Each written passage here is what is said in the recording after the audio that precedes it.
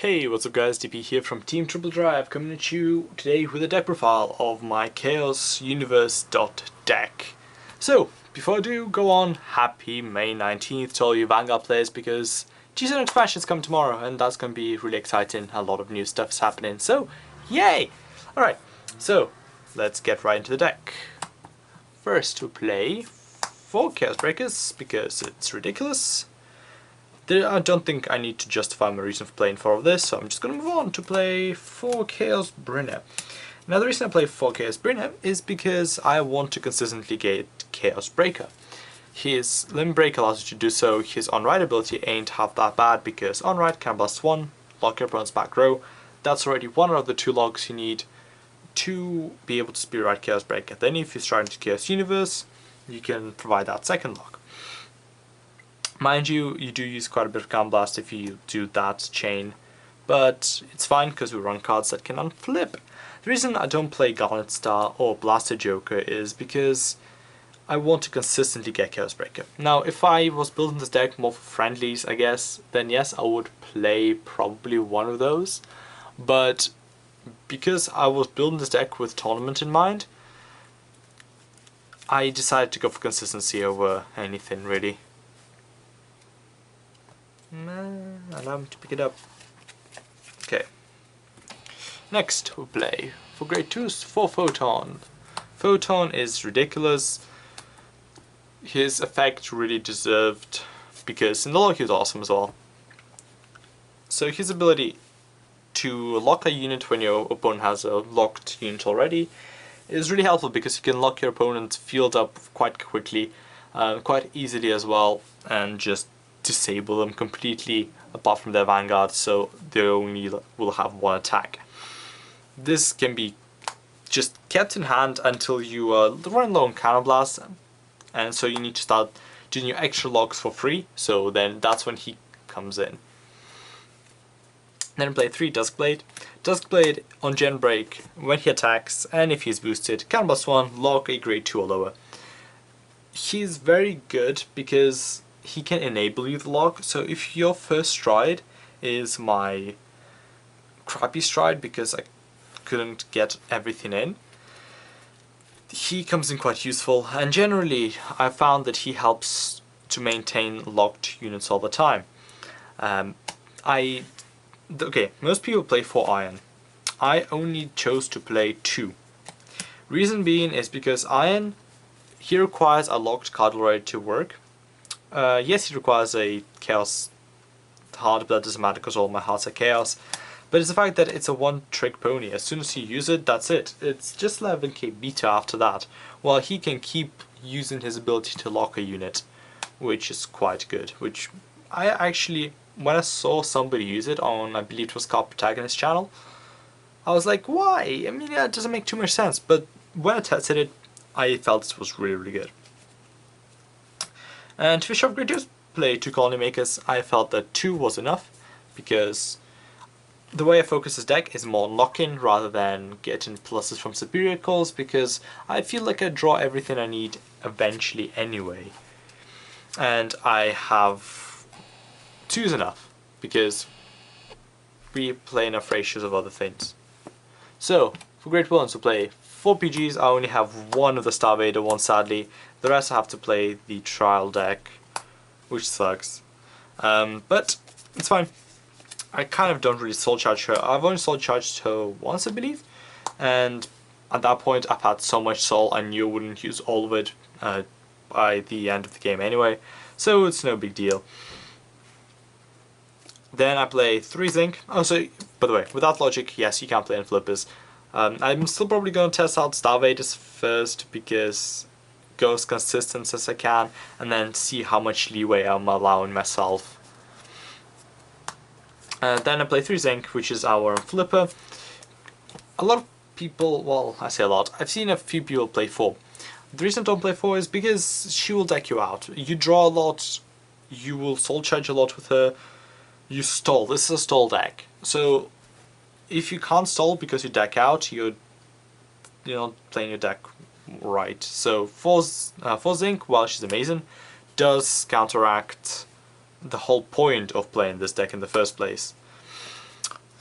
Then we'll play 2 Charcoal, this Limb Break Enabler. I play 2 because I felt 1 is too little, so if you take first damage, it's Charcoal, that's it, it's gone. Equally, if you're playing against Kaigoro, if they manage to retire it, you might have another one. Although, granted, if they manage to retire this, they probably are already in the position that they can start retiring all of your rear guards all the time anyway, so yeah. Then I play 2 Palladium. Palladium's great. You can counterblast 1, put him to soul when one of your opponent's rear guards is again unlocked during the end phase. You can relock him back up, so he allows you to keep a locked unit, but at the same time use Chaos Breaker's effect as well. So the way it works is the unit unlocks, you use his ability, relock the unit, then chain Limit Break, Soul Blast 1, and because you cannot retire the unit, you still draw, but you cannot retire the unit because it's now in a locked state. Locked cards cannot be retired unless they've been unlocked. So yeah, pretty cool. To finish the deck, we'll play 2 Lanthiums. I'm considering Vault Line at the moment. Honestly, Lanthium has been pretty good because even if I only lock 1 card and I'm not heavy on grade 2s, he can become an 11k attacker, which is quite nice. And he can become much more as a booster if I lock 3 units, for example, in a turn. So he's quite good. He provides a little pressure that Link Joker I feel is sort of lacking. Come on, focus, I know it's black background, but do it. Alright, and so this is the zeros. 1 Carbon, because this is your colony maker as a starter. For free, no counterblast required. 1 Dusttail, because some matchups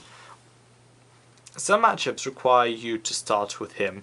So, say Sanctuary Guard, you want to lock them up as quickly as possible, so you just go Dusttail, they can't retire it most likely, and you just front row lock them as quick as you can, to then start your recovery process, etc. later. He's searchable by Carbon, so a lot of people make the argument of, oh, why don't you just search him out with Carbon instead of starting with him as the starter, but why waste a colony maker in a deck when you can just get the same thing? You don't run low on soul that much in this deck because you have zinc, so yeah. And zinc flips, unlike just soul charging, it also flips. So next to play 4 heal triggers, 4 of the Starvader critical triggers. He's great. I've locked my opponent like 5 card lock thanks to him, without overextending too much. It was pretty fun. And then I play 8 more criticals, so 12 criticals total. A lot of people play draw triggers. Again, I feel like I will deck out if I use it, so I don't. And I feel that criticals help you to pressure your opponent and hopefully kill them faster, which is important because this deck does stall, but as soon as you can no longer stall, you lose. For this stride, let's start off with my 2 pathetic Judgment Messiahs. Yes, the poor man's amnesty. I'm missing 1 big crunch, so I have to play this in its place at the moment. Come 16 G zone, I will be running for big crunch, etc. So yeah, but for now I only play 2 of it because, well, as said, I'm missing 1. He's amazing. He Omega locks a whole column, and that just makes a whole column not a problem for the next 2 turns. It's pretty great, and especially with Palladium, that extra, like that other front row can unlock. You use its skill, relock, you still draw, and boom, you don't even need to really stride anything important, which means you're free to stride into this, or say Duskblade. This is what I mean with him. With Duskblade, you can stride this and still actually lock things in, like as a first lock, which is pretty good. And then you always have the threat of, if I hit, I can lock your back row. And to finish off, the last 8 card G-Zone I'll profile here. we'll play for Chaos Universe. So this card is pretty great. It really is one of the best Link Joker strides. Well, it's definitely up in top 2 for Link Joker strides. I think Nebula Crunch, to be honest, personally is my favourite, but this is probably second favourite. No, not Exalix. Exalix is decent against Link Joker, but apart from that, this is way better because this goes, oh, you're not calling units on the field? That's fine, I'll just make you do it. Pff, no problem. Because my friend was like, yeah, I'm not gonna call rear guards. I recorded a video. I'll need to like make it into bloopers because for the most part it's quite bad. But there were some moments where she's like, yeah, I think I don't want to call rear guards, and then they go Chaos Universe. Yeah, it's pretty great. One thing I guess I want to say quickly before I end this video is I have one tip when fighting against this deck. Call front row, because that means their Chaos Universe, if they don't G-Guard, so they're not on Genbreak 2, their Chaos Universe will just have to deal with locking just the back row, which means they need combo pieces to lock your front row. So they need Photon, they need Iron, they need Dusttail. Granted, Dusttail is searchable in this build, but it's still going to be much harder for them to lock off your whole front row than if you don't play something in the front row. They force lock you, and then they only need to have a combo piece for one more card instead of 2. So that's the biggest advice I can give you. Otherwise, if your clan has unlockers, decent unlockers, so Gold Paladins, if you can take Ezel Scissors or Mithril Ezel and Ezel Scissors. Royal Paladin, if you somehow magically find space for Alfred Exiv and the Stride, use them to your advantage. And also Link Joker, if you can afford Amnesties and Exalix, play Amnesties and Exalix. I simply am too poor right now because I'm building Thin Blaster to afford those two. So yeah, on that note, I hope you enjoyed this deck profile. This has been the last 8-card G-Zone deck profile that I will probably ever do, unless I have not completed the deck.